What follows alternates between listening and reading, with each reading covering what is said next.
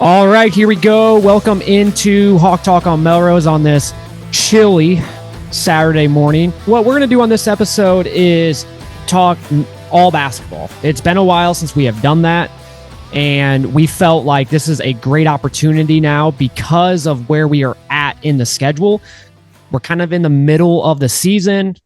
Plus, then we also have this, like, what I call a bye week, because it is very rare to see this happen where you play like Tuesday night. Usually you play again the weekend and then you'll play Wednesday. We don't have any games this weekend. And so we have 8 days off. So no better time to talk a little Iowa basketball on this episode. I want to start off with this question because I think it will set up this entire podcast. Yeah. How would you grade the season so far? The expectation that I went into the season with, I think right now you could say B+, A- in his first year. I think for some people, the expectation with Ben and the way we started might be a lower grade, but people also have to realize that our non-conference schedule was not very tough, and we're kind of in the thick of the Big Ten schedule right now, and we've had some really, really tough games, especially on the road. So did that expectation change for some people, considering the way we started, the way we were playing, how dominant we were against some of these inferior opponents? Let's just be honest about it. I think for me, say B+, just because I think a 14-5 record to start with this new team in year one is a really, really good start. Defense has been phenomenal. Offense has been shaky, but we talked about that, how that was kind of the expectation going into this season. Yeah. For me, I'm going to go like A-. And the reason why is because, and I agree, like it all depends on what your expectation was going into the year. Going into this year, my expectation was just like, can we just make the tournament? Like just year one, we're bringing in a bunch of guys from Drake. We definitely missed out on some guys that we wanted due to maybe just money, just maybe some other things as well. Solid team. Not a, on paper, it's not a team that's going to win it all. But, can make the tournament maybe. So that was my expectation, like make the tournament. Yeah. And as of right now, things can change. I get that. But as of right now, we are in the tournament. And so there's just not much more I can ask at this point. Now, yes, like when you look specifically at some games, yes, like the Minnesota game, that it's like, can we get that? Can we have that game back? Like, can we win that game? Right. The other night, and we'll get into the Rutgers game a little bit. Like if we would have lost that game, like would have been a terrible loss. But if you just look at it, big picture, expectation was just make the tournament. I don't care what seed we are. I mean, obviously I don't prefer not to be like an 8 or 9 seed or a 7 or 10 seed, but as if we are, and we're in the tournament. I just want to see our name be called on Selection Sunday. I want to wake up on Selection Sunday, and whenever that is in the afternoon, turn on the TV, and I want to see our name up there because it's been way too long. And it just makes, I love March Madness. I love the tournament. I love Selection Sunday, but it's so much better when your team is in it because you have 100%. You have something to look forward to along with all the other games. And so that's just for me. It's like make the tournament. That was my expectation. So far, we are in it. Now, if we go on a losing streak, hopefully not, and we don't make it, then yeah, my grade's going to obviously go down. So I think in the other part that I kind of factor in, and again, I mostly talked about our offense because there's not much to nitpick about the defense. I mean, I think you will bring up a stat at some point about our defense, but it's been phenomenal. I think the thing for me on offense, and specifically with some of the guys, and maybe we'll have this conversation here, Alvaro Figueres just hasn't been who I think we thought he might be up to this point.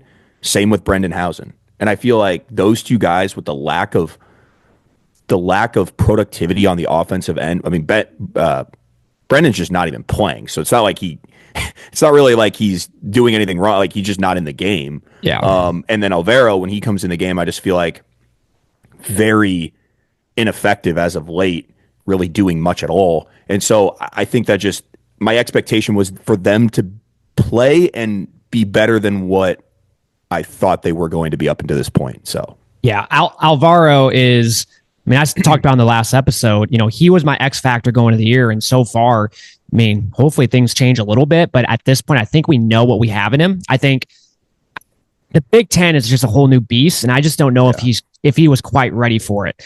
Now he can come back next year, and it'd be interesting if he does.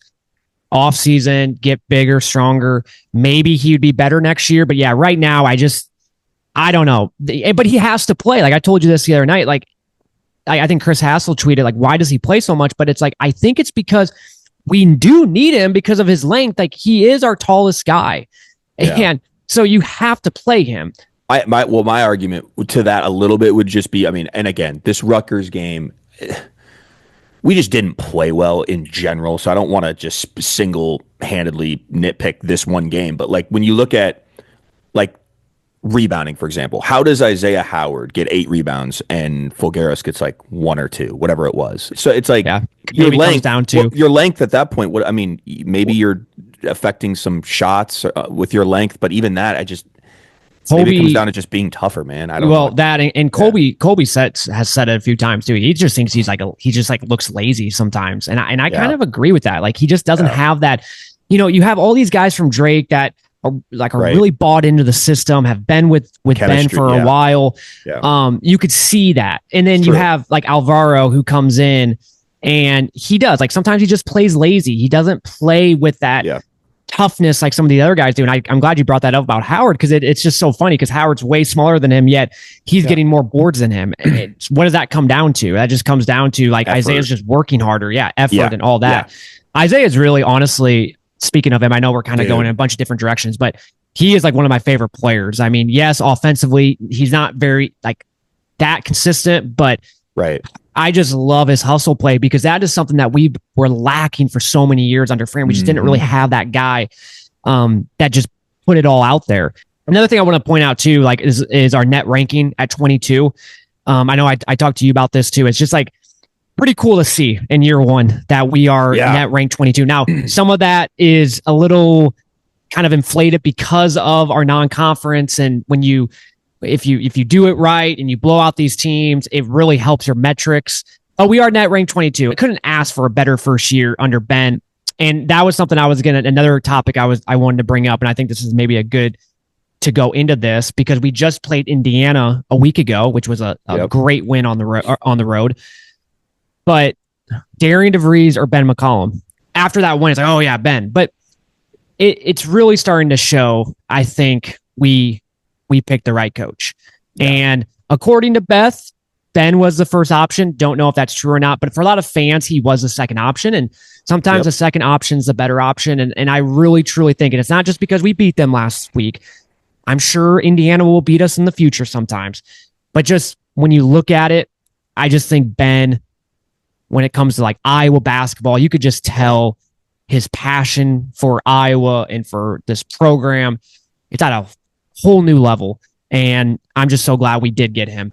No, that's a great point. And you just brought up like the culture, sort of what Iowa fans and Iowa represents, right? It's like just toughness, blue collar. Like I just feel like that's kind of Ben's personality. Like he takes these guys, these D2 guys, and shows, hey, they can play in the Big Ten. And I mean, I think that's one of the things that honestly I'm most impressed with is, you talked about guys like Isaiah Howard and some of these guys that, played at Drake last year and you just didn't know how they would translate. And honestly, like they can play. Like I think Ben's proven that his system now. Are we the most flashy team? No. But you know what you're going to get. You're going to get intensity, toughness, defense, and just different ways to win, man. One night it might be, hey, we shot the lights out. The next game, like a Rutgers game, it might be we grind it out any way possible. It doesn't look pretty. It looks like you want to turn your TV off, but hey, we got the win. So I love that about him. In that Rutgers game, like the more I think about it, and we talked about this, like obviously in the moment, very, very annoyed. Emotions were at a high. But as kind of like go throughout these last few days, it's pretty impressive and I know Rutgers isn't good, but we play like absolute shit. Like that should have been a game that we lost, and we found a way to win. And that's what's cool to see. We shot the ball bad. We weren't getting into our sets very well. Give credit to Rutgers. I thought Rutgers played better than us just in general. Oh yeah, they majority did. Of that game. And we have to remember their coach, who I forgot what his Steve Packel. Yeah, Packel or something. Yeah. great coach. He's been in the league for a long time. I know they're not having the season that probably he's hoping. But if you look at his career at Rutgers, pretty decent. Made the tournament a few times. Like they've had a lot of familiar with the Big Ten. Yes. Yeah. And so give credit to their game plan for that game. I mean, they threw a lot of things off, and Ben kept talking about it going into the game where he was like worried. Now, at the time, I was like, he's just saying that, but maybe he actually was, because like that game, we just looked like crap. I don't know, matchup wise, what Rutgers was doing, like just throwing us all off. But give credit to Iowa to just find a way, because that would have been a devastating loss. I mean, you're talking, probably brings you down 2 seeds. Once again, going back to 10 minutes ago when I said I just want to make the tournament, I want to have a little bit of cushion. That way, if we do lose a game, it's fine. You lose that game, you don't have much cushion at all. Rutgers actually ended up getting blown out yesterday against Indiana, which is sort of good for us, because obviously we need Indiana to win and to keep that quad 1 win from last Saturday.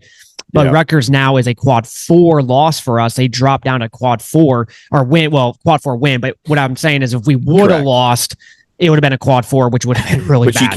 You can't have. No, you just can't have. And so thank God we won. Give credit to Iowa for finding a way. I also think too, and it's not an excuse, but you're talking, we had 3 games in literally 6 days, and then we come back and we have a home game right before an 8-day break. Big favorite. Yeah, the big favorite. It just felt like a classic letdown game, kind of like a game before Christmas when you play some shit team before you kind of have like a Christmas break. And usually sometimes that game could be a letdown, because you're just kind of like wanting to get it over with, get to the break a little bit. And so thank God we won. Big game against USC. And we're going to get later in this episode.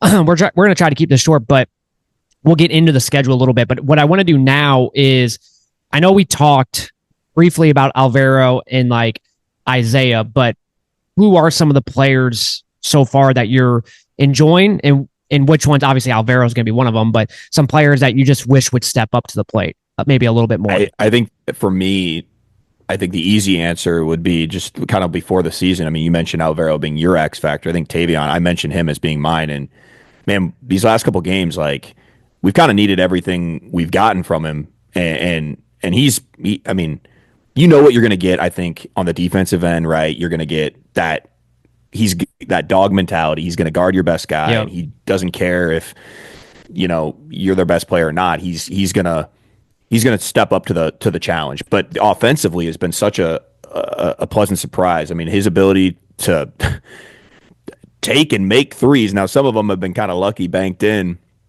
But I mean, he's been great from the 3-point line. He's been great, around 55%. The rim. Yeah. He's been great around the rim, which is something that I feel like, earlier in the season and prior games, he, misses a lot of easy layups. And so these last couple games, I thought he's done a way better job with that. Done a really good job stepping up to the free throw line. He's been a really good surprise on offense. So you knew what you're going to get on the defensive end and in terms of effort and intensity, but his ability to help Bennett out on offense has been great.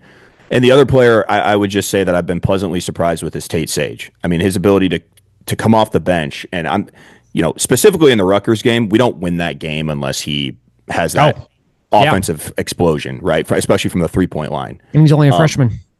He's only a freshman. I mean, this is a true freshman. He was going to go to Drake with Ben and decided to come to Iowa and didn't know if he was going to play or not, right? And man, he has just been such a blessing for this team, because I just think he provides, again, somebody else that has the ability. Now, again, consistency is one thing. He's only a freshman, but he provides that ability to help Bennett out on offense, right? And he can play some defense, right? He's lengthy, he's quick, and so he's been phenomenal. And real quick, I mean, I'm going to repeat myself here, but the guys that I'm not disappointed in, but just wish we would have seen a little bit more out of up until this point is Alvaro, just kind of being the big transfer that, I think me and you thought he would be your X factor. And then obviously Brendan, like, I just thought he'd play more. I thought he would start really at the beginning of the season. How wrong was I? And now he barely plays. So I'm not sure. Ben talks about him in high regard. And so I don't think he's like in the doghouse or anything. I just wonder if it's maybe he just really doesn't play consistent defense and you have to in this system. I'm not sure. And then last but not least, not someone that I am like disappointed in, just maybe a little bit lack of consistency is maybe Cam down low. I just feel like he'll have one game that's really great, and then it seems like another game he just kind of disappears. And so a little bit more consistency from Cam. So I'm going to start with the guys that I'm been impressed with. This is obvious, and it's Sturts. But the reason why I have been impressed with him, and once again, he kind of goes up and down too. He's had those games of foul trouble, but you think about each and every team that does their scouting report. It is you stop him, and we probably will win this game against Iowa if we can just stop Bennett Sturts. And so teams are just loading up on him, and to still be able to do what he is doing, averaging 18.3 points per game. His turnovers are a little bit of an issue, sometimes lazy passes, but he plays the entire freaking game. And so he gets a little tired, and then his defense is pretty solid too, for the most part. With all that being said, with, teams just, like I said, loading up on him and putting their best players on him to try to stop him, try to get him into foul trouble, just essentially try to take him out of the game, is what every team is doing, especially now that we get into Big Ten play and you have some really good guards. And for him to still be able to put up the points, really, really good. Another guy that I'm going to say, because I agree with you, like Tavion, and then Tate Sage. Another guy, though, and it's not like he's that good, but he's been better than I thought, Cale Combs.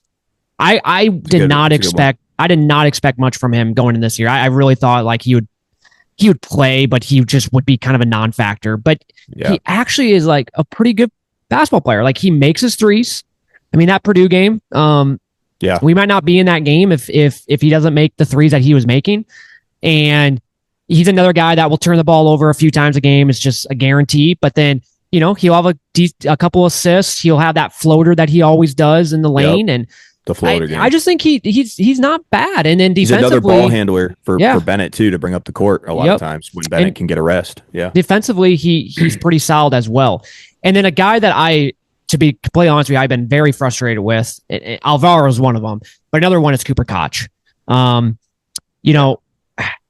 Right now, his defense isn't great. And I think it's just one of those things where, number one, he is younger. I mean, he's a redshirt freshman, but he was also in Fran's system. And so just getting him to really, really play defense, I mean, it's better than probably what it would be like if Fran was still here. But his defense sometimes is sus. And then his offense lately, he is a non-factor. He just sits in the corner, and he'll occasionally make that corner three, but it seems like more times than not, he doesn't. And then he doesn't drive. And if he does, he kicks it out. There's a lot of times where he has open looks and he passes it up. So he's just another guy for me. I want to see more out of him, because you go back to that Ole Miss game. We don't win that game without Koch. I mean, he played a great freaking game. And I was like, man, this guy's going to be a freaking stud for us this year. And it just seems like he just hasn't, since that day, he just really hasn't been the player that we want from him. I mean, he was one guy that came back from France system, or from the France team. And, I was excited for him to come back, but now I'm like, man, I kind of wish we would have got Price back instead of him, especially after seeing what Price does at Nebraska. So I just want to see a little bit more out of him. I want to see him be a little bit more consistent on offense, be a little bit more aggressive on the offense side of the ball. And I just think if that happens, and, you talk Alvaro and then Cooper, man, if they can be a little bit more consistent offensively, think about how much better this team could be. I know. I mean, once again, this team is pretty solid. I wouldn't say it's great. Not saying it's bad. It's pretty solid. But if you have like guys like that can just step up just a little bit more, the sky's the limit for this team. A little bit of offensive production from both of them, and some of these games aren't even close, right? Yeah, exactly. I do want to bring up some team stats quick, and then we're going to get into the remaining schedule. So defensively, we are first in the Big Ten opponents' points per game. We're only giving up about 62 points per game, which is really good. Isn't that a sight to see? Yep. and what I thought was interesting is every team that we have faced this year, so we've played 18 games, we have held every single team under their points per game average, which is really, really good. We played some freaking good teams, man. Yeah, Iowa State. Purdue. Yep. Yeah, definitely. Illinois. Yep. We are first in steals we're averaging a little close to 8 steals a game. And that is a big reason why our opponent's points per game is where it's at, because we get a lot of steals. Now, our field goal defense and our 3-point percentage defense isn't as high. So like teams are still, shooting the ball decent against us. But what we're doing is we're affecting them turnover, getting limiting turnover, steals, possessions, things like that. And then offensively, we are 11th in the Big Ten in points per game, so kind of middle of the pack, which I kind of expected. With this team, I went into the year thinking, might take a little time to gel, things like that. I kind of expected that. 77.89 points per game. I actually had, before the season, when I did my projected points per game, I was at like 75. So I was actually a little under what we're averaging right now. Field goal percentage, we're third at 51%. 3-point percentage, we're second, which is kind of crazy to think. We just don't shoot many threes. And then when we do, we do make them. I mean, we're second in the Big Ten at 38%. Real quick to that point, and I think you brought it up in the last episode, I just feel like sometimes we pass up really good shots for what we think are going to be better shots, but then we end up just overpassing. I think you brought that up, and it's a great point. Yep, for sure. Free throw percentage, we are 6th in the Big Ten at 77%. That is a key stat, because I think with the style that we play, low scoring type games, like you need to be good at shooting the free throw, or being at the free throw line. You need to shoot well there. Rebounds, this is a problem that we're at. Offensive rebounds, we're 18th.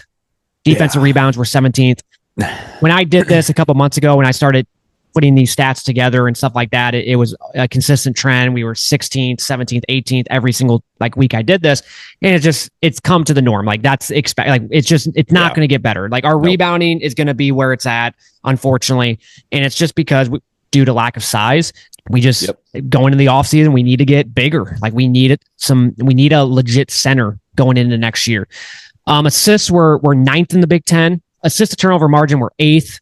Turnover margin, we're actually 1st. So that's really well, meaning that, we're not turning the ball over, but we are forcing turnovers on the other team. And then 3-point field goal made, we are 9th. And that's going back to we just don't shoot many threes. We're averaging a little over 8 threes a game. So those are the stats. Not bad. I would say obviously rebounding is definitely the worst, but I just don't think that's going to get improved.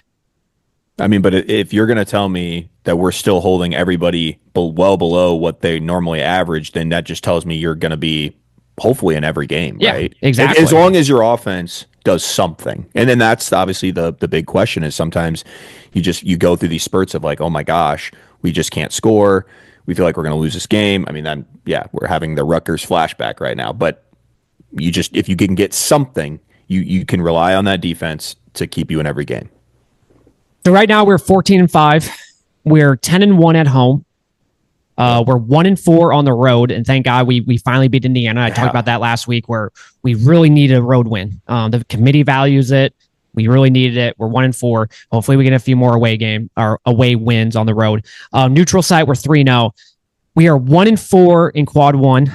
We're 3-1 in quad 2, 2-0 in quad 3, and 8-0 in quad 4. We have some opportunities coming up. So looking at the schedule, our next 2 games, and frankly, the next 5 games are all winnable. I said that on the last episode. Are we going to win them all? Probably not, but they are all winnable. Next 2 games are quad 2 games, quad 2 opportunities starting on Wednesday night against USC. I am a little nervous about this game given the matchup wise. They are very, very lengthy. Now they just lost at home against Northwestern, so they're not a great team, but I just think matchup, a lot of injuries, but they do have a lot of injuries as well. It's going to be a tough one, and I hope the crowd. I hope it's better than the Rutgers game. The crowd wasn't very good, and I get it. They didn't really have much to cheer for, but it was very empty too. We need a packed Carver for that game, and then we go on our little West Coast road trip at Oregon, at Washington. Oregon, I think it's kind of similar to USC, kind of battling some injuries, but their net ranked is 104. So winnable game. Can we win that game on the road? I just said before, we need a few more road wins. Yeah. That should be one of them. At Washington's going to be a little bit more tougher. I think they're better than Oregon. They're net ranked at 62. So still not great, but being on the road, it's going to be tough. Can we split one of those? That's all I'm asking. Just split one. Obviously, I would love to go 2-0. I just don't think that's probably going to happen. So can you split one? And then we come home against Northwestern. Oh, and by the way, that Washington game is a quad 1 opportunity. So that would be big. Especially being on the road, that would carry in. I don't think they would drop to a quad 2. And so that would stay a quad 1 probably going into the rest of the year. So that's why, like, if there was one to win, it would be that Washington game. And then we come home against Northwestern. That game is sandwiched between 2 road games. And that game is like the Rutgers game, where it's just like we'll go in thinking like we should easily dominate. You can't take any team lightly in the Big Ten. And then we play at Maryland, which is a quad 3 game. That's like almost kind of like a must win, even though it's on the road. Maryland's just not very good, which is just crazy because when you think Maryland basketball, you always think that they're decent. But they're net ranked 147. And then after that game, we get 3 quad 1 opportunities. Going to be tough. Purdue at home, Nebraska, and then at Wisconsin. So there is your opportunity to stack up some quad 1 wins. Got to win, I think, for sure one of those. I really believe that. Yeah, and I think if we played like we did against Indiana and at Purdue, we should win one of those games. Yeah. And then we get 2 quad 2 games after that. Ohio State at home and then at Penn State. That game kind of scares me too, just because it's like you think like, oh, at Penn State, easy win, just like at Minnesota. But it's a sleepy game. Yep. And then we finish off the year then two quad 1 opportunities again, Michigan at Nebraska. So can you? It's going to be tough, but could you split one of those? And so, yeah, I mean, a lot of opportunity left, a lot of winnable games left. We have a couple games that are, like I said, would carry a lot of weight going into March.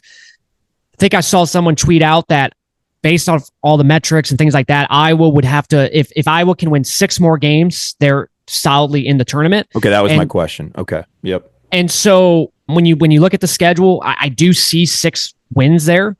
Whether it's, USC at home, Northwestern. I mean, if you just take care of business at home, there you go. You got your 6 wins. But can you win, like I said, one of those games on the road on the West Coast? Can you go on the road at Maryland and just get the job done at Penn State, right? But, like I said, anything can happen. I didn't think that we would go on a 3-game losing streak at Minnesota, Illinois, Purdue. But then I also didn't think we would go into Assembly Hall and beat Indiana on the road after, losing three straight. I also didn't think we would go to Ames and almost beat Iowa State, right? Yeah. But then I also didn't think that we would almost lose the Rutgers at home, being a 17.5-point favorite. So it's just, I told you this a couple weeks ago. You can't get too high with this team. You can't get too low with this team. You kind of know what you have in it, and you just kind of hope for the best up and down season. And I think we kind of expected that going in this year. When you're factoring in a bunch of transfers from a lower level mid-major, you just kind of expected that was going to happen. So, all right. Anything else, Tyler, before we wrap this up? No, I wish there was an Iowa basketball game today because I'm just so pumped to watch this team. But I think the rest is very important for this team right now. Yep, for sure. All right, well, that will do it for this episode. Thank you guys all for listening. We enjoyed doing a basketball podcast. We'll do a few more as the months go on, especially once we get closer to March Madness. All right, guys, have a good rest of your week. Stay warm and go Hawks.